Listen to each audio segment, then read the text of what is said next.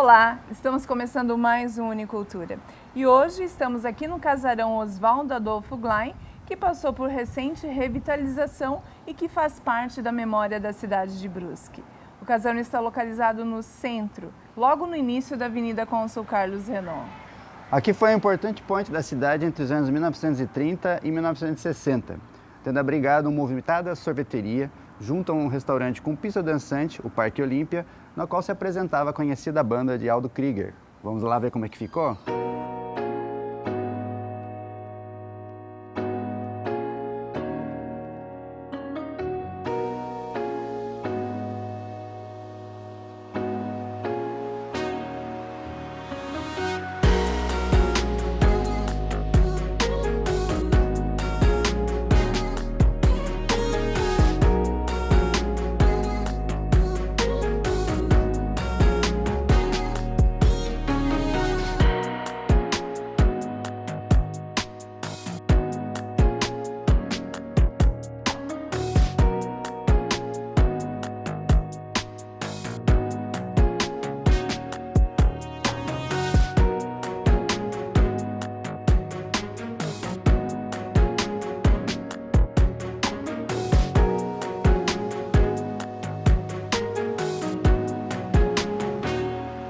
Aqui com a dona Sueli Glein, proprietária aqui do casarão Oswaldo Adolfo Glein, e ela vai contar pra gente como surgiu a ideia, né, dessa revitalização, de transformar o casarão, apresentar as características, né, revitalizar as características arquitetônicas e devolvê-lo à comunidade de Brusque, né? Então é algo que merece ser divulgado e hoje no programa a gente vai apresentar um pouco disso para vocês. Dona Sueli, muito obrigada por estar aqui com a gente. Eu que agradeço. E conta então pra gente um pouquinho dessa história relacionado ao casarão. Então, a gente tem que pensar assim, 70 e poucos anos atrás, né? Uma realidade totalmente diferente, uma cultura, diria até cultura, porque aqui era uma vivência germânica e italiana, né? Meus avós, descendentes de alemães, lutaram muito, dois empreendedores, né? Meu avô com 15 anos, ele já tinha essa visão de comprar terra, de fazer alguma coisa. E com mais empresários em Brusque, eles fizeram uma empresa de força e luz. E isso gerou energia elétrica, por exemplo, eu acredito que Brusque na época teria 4 mil, 5 mil habitantes, né? Não mais que isso. E a sede da Força e Luz foi aqui? A sede da Força e Luz foi aqui, né? E eles moravam na casa ao lado, eles pagavam aluguel na casa ao lado, e o Opa sonhava, né? Sonhava em crescer, em fazer alguma coisa diferente. A minha avó, com espírito muito assim, empreendedor e trabalhador, porque veio de uma família Ristov, né? Pessoas assim que já tinham uma tradição do ramo alimentício, de restaurante. Quer dizer, o pai dela tinha a confeitaria Keller, né? Que era famosa em Brusque.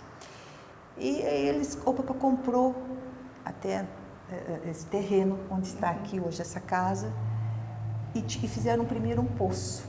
Como a energia era deles, eles fizeram uma fábrica de gelo, porque tem que lembrar que não havia geladeira. Sim, né? Dependia-se do gelo, né? Dependia-se do gelo e a geladeira, ela era um armário de madeira com folhas de zinco.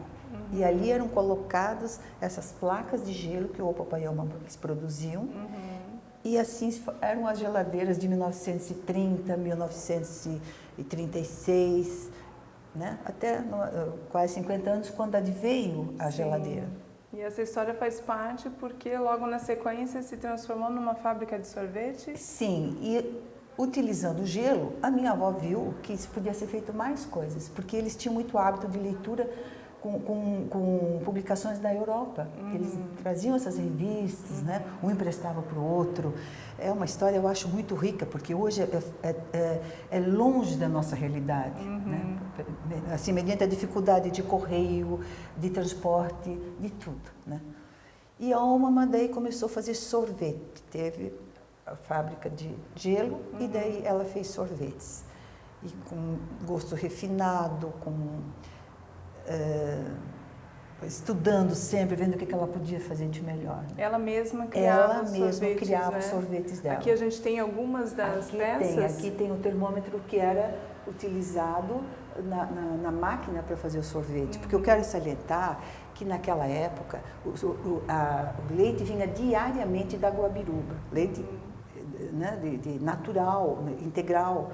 Esse leite era cozido imediatamente. Sim. E daí ela enriquecia com fava mesmo, não a essência, fava mesmo, ovos, açúcar, né, queimava. Então o sorvete ele tinha um sabor diferente e era consumido praticamente no dia. Também lembrando que Brusque não era Brusque, toda a região Blumenau, não tinha que bom, não tinha fábrica de sorvete, não existia, isso era uma novidade. Outro fator, Brusque, as pessoas ficavam no final de semana aqui, era a atração delas. Quem está ouvindo esse vídeo, muitas pessoas vão lembrar disso, que a distração deles, o lazer deles era vir comer sorvete do Glai, no sábado e no domingo. Então vinham da Guabiruba e de todos os arredores aqui para comer sorvete. Aí uma do sorvete ela foi para o picolé, do picolé ela foi para o esquimó, do esquimó ela fez a geladinha, que é um produto famoso em Brusque, muito famoso. Incrível como isso ficou marcado, porque ele era uma máquina individual, uma máquina que era posto waffle, sorvete e mais uma camada de waffle por cima, embrulhado no papel manteiga. Esse produto ficou muito famoso aqui, né? Com sorvete de creme também salientando. E a história do restaurante foi logo na sequência? Aí ela viu que ela podia fazer mais. E daí o que acontece? Ela que tinha esse pátio aqui atrás, fizeram cancha de bocha, que hoje ainda tem muita gente em Brusque, de outros lugares, até final de semana, quando a gente fez a entrega do restauro, veio de São Paulo pessoas que frequentaram esse lugar. E lembrando isso, porque então tinham parreiras de uva, e em cima da parreira de uva, debaixo da parreira de uva, existiam as canchas de bocha. Não satisfeitos com isso, fizeram um salão de dança. Não satisfeitos com isso, também fizeram um caramanchão. Então, a sorveteria produzia os produtos que eram servidos lá, né? E ela fez um restaurante, uma churrascaria, um restaurante muito assim selecionado, era aberto ao público, mas era um restaurante muito refinado, tanto que tem, por exemplo, tinha a prataria, né? Era um tipo de produto, assim, de serviço muito diferenciado. Específico, né? Específico para esse atendimento. Por quê? Como eu falei anteriormente, aqui foi fundado o Rotary, né? As reuniões que eram feitas em Brusque, não havia lugar para se reunirem mais pessoas. Então, era feito aqui. Isso até a gente hoje sabe por pessoas que vão nos contando. Então, Sueli, aqui a gente tem um memorial, né? Exatamente. Relacionado à família. Sim. E o que a gente encontra aqui, então, como você falou, alguns utensílios do restaurante, utensílios da sorveteria. Sim. Mas aqui a gente tem a máquina registradora. Aqui era a máquina registradora que entrava todo o dinheiro. Bom, porque era um Brusque, sim, tinha a festa da Zambuja, por exemplo. Então tinha, até para mim é difícil entender, ela tinha 54 carrinhos que forneciam picolé e sorvete para a festa da Zambuja. Então você imagina o dinheiro que foi entrando aí, né?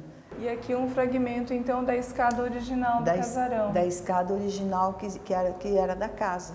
Aqui era do casarão. Era a escada que seguia, porque nós tínhamos embaixo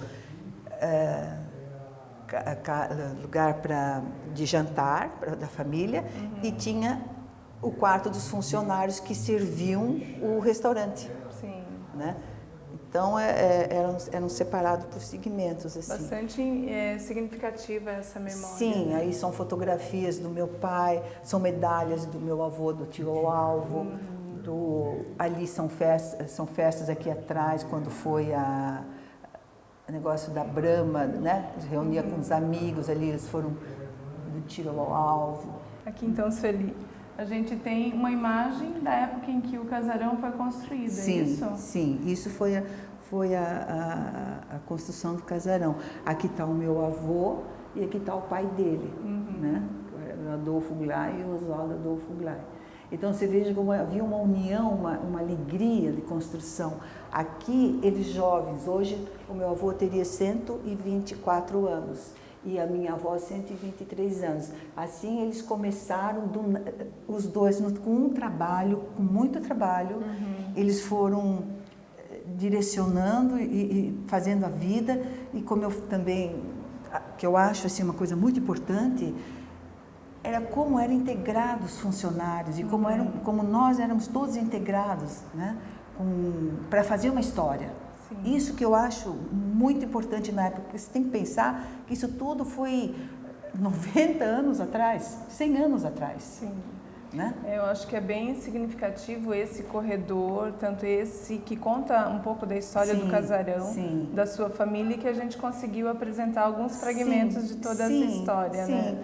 Porque dali, quando foi feito isso, eles já estavam em outra situação. Aí que começou atrás, né? Ali atrás onde tinha bocha, onde tinha os caramanchões, onde teve até o salão de dança, que para mim é uma honra, lógico, teve outros músicos que tocavam, mas o seu Aldo Krieger, que eu considero um marco na nossa cultura, é um homem de Brusque que teria que ter uma dimensão internacional. Sim. Tamanha o significado dele e dos filhos também, e um historiador, né, que mantém a imagem, mantém a história da família, e também os que saíram que com toda a projeção e criaram no Rio de Janeiro, né? Então eu acho assim, não posso pensar assim, hoje seria como quem? Seria uma orquestra sinfônica vindo tocar aqui.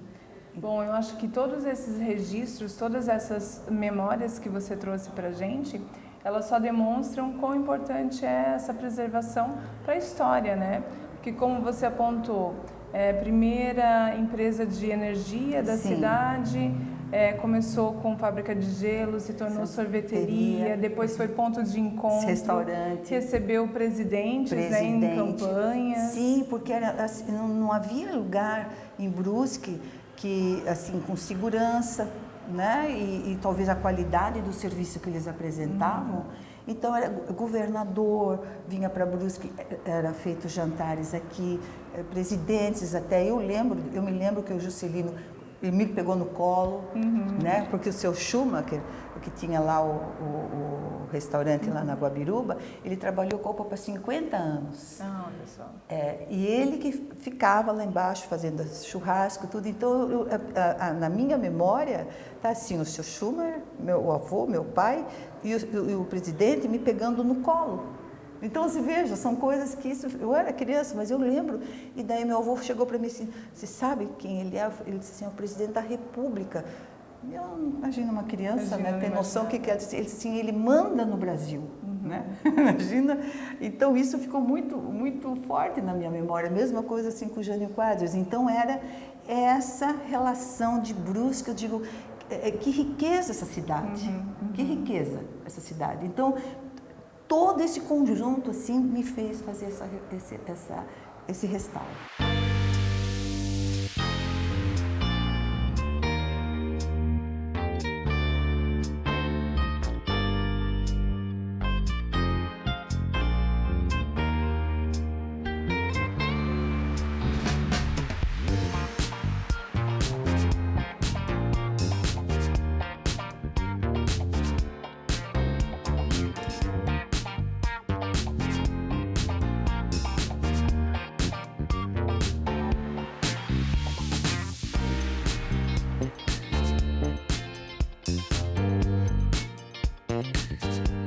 Aqui com o arquiteto Rubens Avis, que foi responsável aqui por fazer a revitalização do casarão e que vai nos contar um pouquinho sobre como foi as dificuldades e o foco, né, o objetivo da obra aqui na edificação.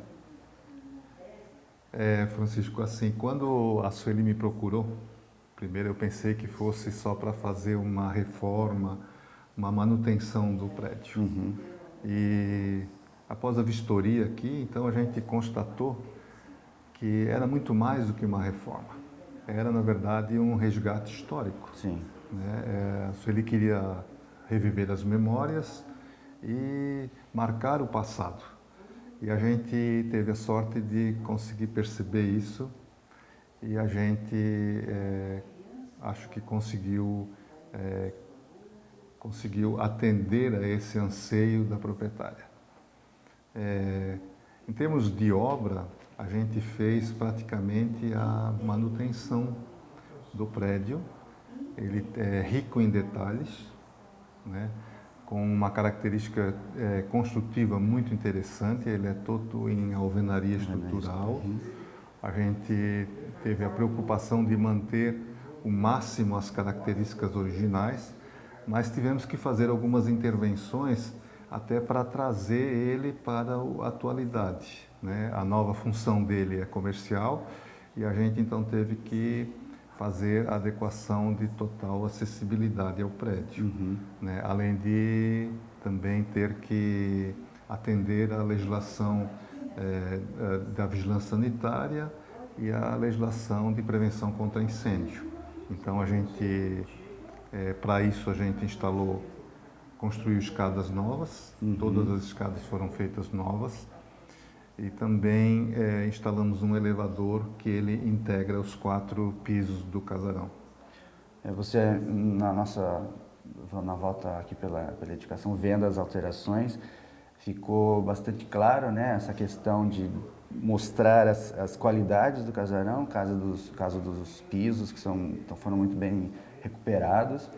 E eu achei interessante a preocupação em distinguir aquilo que foi colocado, acrescentado como novo, adaptando às condições contemporâneas, daquilo que foi, a gente não pode nem dizer restaurado, mas revitalizado no sentido de trazer para o uso contemporâneo, mas guardando as condições da época, né? E ficou também muito interessante esses contrastes, por exemplo, entre essa neutralização das paredes brancas com a madeira, né? Então, é um trabalho muito de qualidade feito aqui nessa sala. Eu vejo assim que a gente, como você falou, a gente valorizou o que já existia aqui, né? Então, esse assoalho que foi meticulosamente assim classificado entre uma tábua de madeira escura, outra tábua de madeira clara, né? Deu um padrão que era bem característico na época da construção, mas é uma coisa assim que hoje já não se vê mais. Exatamente. Né? Hoje já não se vê mais essas listras no assoalho. E a gente tinha no forro, a gente tinha um forro de madeira que ele estava totalmente comprometido e essa estrutura meia rústica dos barrotes que antes eram escondidos, né? A gente fez questão de trazer eles de volta e assim até de valorizar eles, porque da autenticidade do material, né? Da madeira. E essa autenticidade a gente até conseguiu, assim, com a iluminação, valorizar, né, essa questão da madeira. Essa madeira é toda canela, né? Uma madeira que era da nossa região e hoje já não existe mais, não é possível a sua comercialização, mas o que está instalado e é praticamente definitivo. Veja que essa casa ela tem 87 anos, né? E a gente fez toda a obra e, por último, fez a recuperação do assoalho, que foi feito um lixamento e uma impermeabilização. Não queríamos mascarar o que era. O que era original ficou, preservamos, né? As portas originais, os espaços originais, o corredor é original. E então a gente fez essa distinção, como eu te falei, com a cor. Então tudo que era antigo ficou branco, né? E tudo que foi construído novo ficou cinza. Então já fez esse anteparo. Até no formato, na linguagem arquitetônica, ele é totalmente contemporâneo para poder distinguir, né?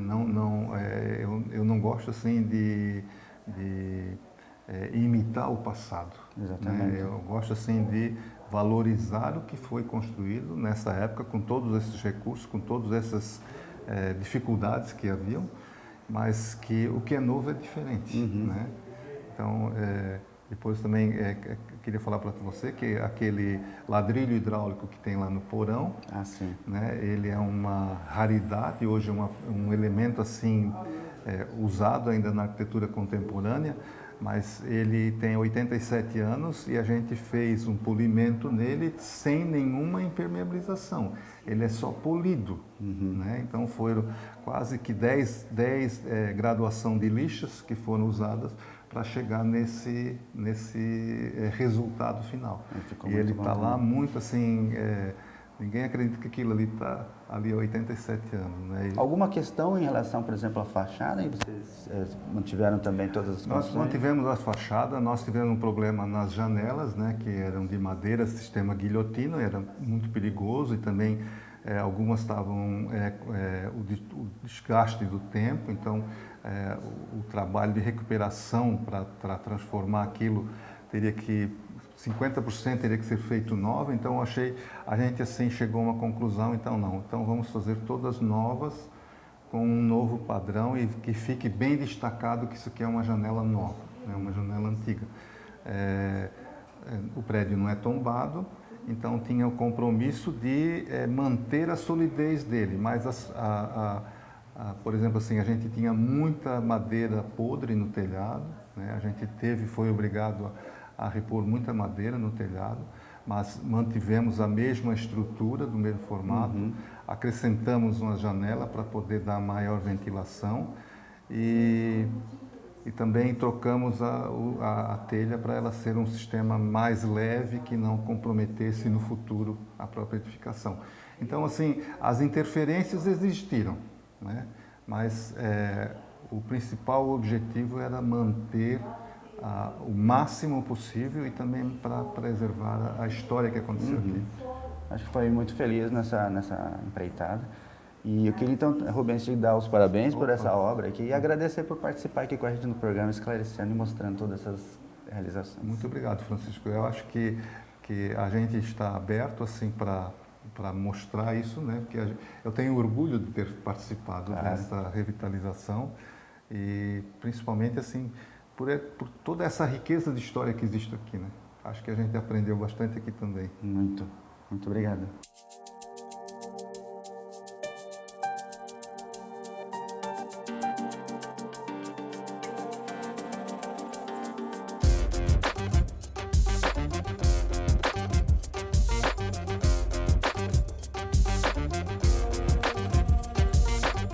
Ale, é muito bom ver um edifício com a história desse casarão recebendo a revitalização tão importante para a memória da cidade, não é verdade? Verdade, Francisco. Isso só prova que a identidade de uma cidade é constituída pela história dos seus moradores, pelos fatos históricos e também por edifícios como esse. Muito bem, verdade. E esse foi mais um Unicultura. Curtam o nosso programa e a TV Uni nas redes sociais. Estamos no YouTube e no Instagram. Esperamos que tenham gostado. Até a próxima.